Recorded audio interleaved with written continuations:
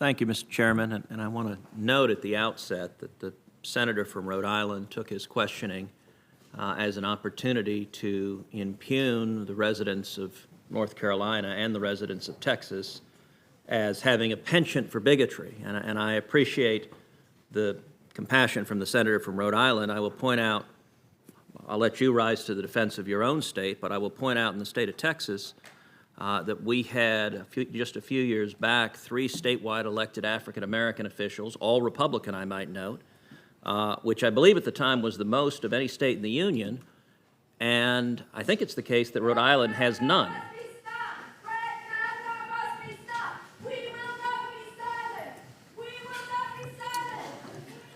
Well, and I would note as well, for the record, I apologize to my colleague if he takes any umbrage about my reference to the general residents of Texas. This was a specific quote from a federal court decision in Texas referring to the decision makers in that case. So Senator Cruz, you have 30 additional seconds. Judge Kavanaugh, yesterday you had some discussion with Senator Lee about what it means to be a textualist. And I want to go back and revisit that conversation and ask, for someone at home who's watching this, why should it matter to them if a judge is a textualist? What difference does that make to somebody not involved with the Supreme Court? Senator, it goes to the foundation of the Constitution and the system that the framers designed with a legislative branch, an executive branch, and a judicial branch that were all separate.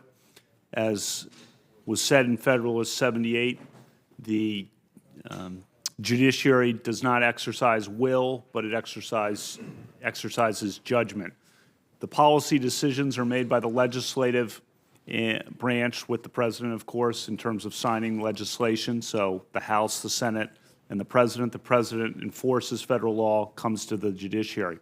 When we interpret a statute, if we, as judges, must adhere to the text of the statute. Why is that? 2 reasons, I think, are paramount. The first is the statute as written is what was passed as a formal matter by the Congress, by both houses of the Congress, signed by the president into law. So as a formal matter, that is the law. So if we're going to exercise judgment, not will, we need to adhere to the law as passed, and the law as passed is reflected in the written words that went through both houses and signed by the president. Secondly, in supporting that, as a practical matter, legislation is a compromise. And within the Senate, within the House, with the president as well, lots of compromises are inherent in any legislative product. That's what my experience shows. That's what I know your experience shows as well, Senator. So when a case comes to court, a statute comes to court, we upset the compromise that you so carefully reached, and where people might have given up this for that in terms of the legislative final language. And we then insert ourselves after the fact into the process and upset the compromise if we don't stick to the actual words of the text of the statute as passed by Congress. So as both a formal matter of what the law is and as a practical matter of not inserting ourselves into the legislative process and upsetting the legislative process, it is critical that judges stick to the law as written, the text of the statute as passed by Congress and signed by the president. What, in your view, is the proper role, if any, for legislative history in statutory adjudication? As you know, different justices have had different views on this. Well, I think all judges are much more skeptical of legislative history than they once were. That's the influence, as you know, Senator, largely of Justice Scalia, but really very mainstream now to be very skeptical of legislative history. And again, 2 reasons support that skepticism, if not outright refusal to use it. The first is that the legislative history, and by that I mean the committee reports or the floor statements made by individual members on the floor of the House or Senate, are not part of the law as passed. And that's important because it would be very easy, and I've said this in my articles, for Congress, if there were a paragraph or a page or more in the legislative history in a committee report that was really important, Well, put it into the law. Put it into the introduction of the law, have it be part of the law that's passed. When it's a committee report, it might have just been seen by one committee in one house. It might not have even been seen by the other house. The president, of course, who's part of the process, might never have seen it. So to rely on that is to upset the formal process by which law is enacted in the United States. So too, again, the legislative history, the committee report, is not part of the compromise that's reached between the House and the Senate and the President, at least not ordinarily.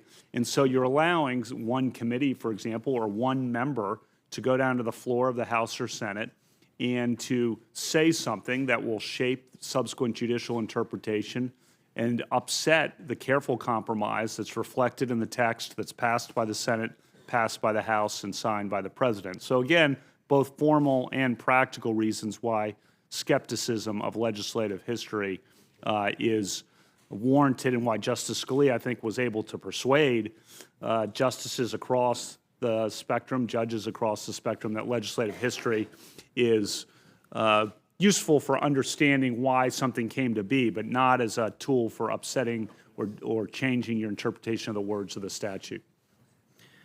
Also yesterday, when you were talking with Senator Lee, I believe you described yourself as an originalist. Yes. Can you explain what that means to you, what you mean by that, and why, again, people at home should care? Why that should matter if a judge or justice is an originalist?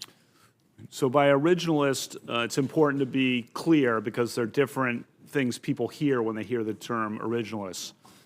There was an old school of original intent, the subjective intentions of the drafters or ratifiers, and that's not really the proper approach in my view, for similar reasons to the discussion of legislative history with statutes. By originalist, what I've meant is original public meaning, or the constitutional textualism is a term I've used that refers to the same concept, which is pay attention to the words of the Constitution. The Constitution, as Article 6 of the Constitution makes clear, is law. It is not aspirational principles. It is law. It's the supreme law of the land. And in that sense, it's superior to statutes, but it is law like just like statutes are superior law. The Constitution itself, including the amendments, but the original Constitution, was itself a compromise. So it's law, and it's a compromise reached at Philadelphia in the summer of 1787. And of course, Madison's notes and the history of that shows all the compromises were reached. Probably the most famous compromise is the compromise that allows for representation according to population in the House, representation according to state in the Senate, the Connecticut Compromise, as it's often referred to. It's important for judges, again, not to upset the formal law that's written in the Constitution, or to upset the compromises reached either in the original Constitution or in the amendments. Now, one key thing to add to that is precedent is part of the constitutional interpretation as well, as Federalist 78 makes clear, and the Judicial Power Clause of Article 3 also makes clear. So a system of precedent is built into how judges interpret the Constitution in constitutional cases on an ongoing basis. So that's part of the proper mode of constitutional interpretation, an important system of precedent. Okay, thank you. Let's shift back to the topic you and I discussed yesterday, which is religious liberty, which is a topic of considerable interest and importance to a great many Americans.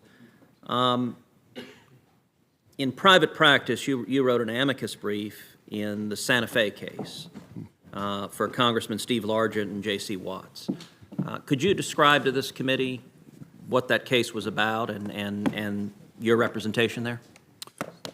I will. Of course, Senator Cornyn argued the case as Attorney General for the state of Texas and did an outstanding job. I remember participating in the moot court, as the senator recalled. It didn't turn out too well, Judge.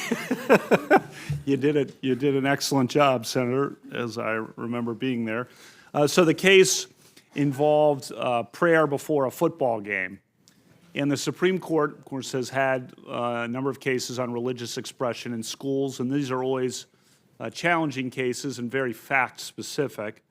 But there are two principles that the precedents have set forth. One is that school-sponsored prayer at school events is often impermissible, either at the school day, Engel versus Vitale, graduations, Lee versus Weissman.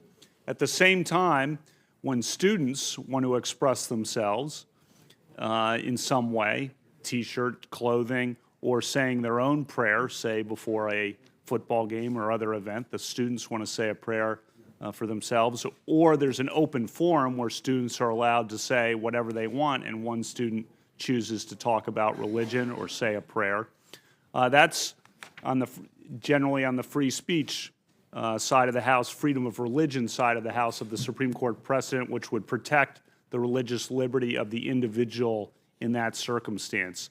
The Santa Fe case came, I think Senator Cornyn would say, Senator Cornyn would say it came on the free speech, freedom of religion side of the House. The Supreme Court thought that the school was too involved, I would say, in the prayer opportunity in that case, and thus attributed the prayer in that case to the school. And the Supreme Court, therefore, said that the prayer in that case was impermissible. It was a very fact-specific decision, I think, based on how some of the actual prayers had gone down in the school district there. And so it was really in the gray area on the facts between these two principles: freedom of speech and freedom of religion for individuals on the one hand, no school-sponsored prayer on the other, and those two principles are part of the Supreme Court precedent that I think the courts have applied for a long time now.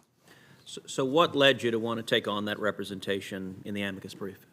Well, I think at that time I worked on was asked to work on several cases involving religious liberty and religious speech. I also did a case in the amicus brief in the Good News Club case, and that was a case where a school district allowed use of the gymnasium, auditorium area after school for whatever group from the community wanted to use the facility. And they would allow everyone to come in, Boy Scouts, the community, any community group to come in, but they didn't allow religious groups to come in. And that seemed to be discrimination against religion, discrimination against religious people, religious speech.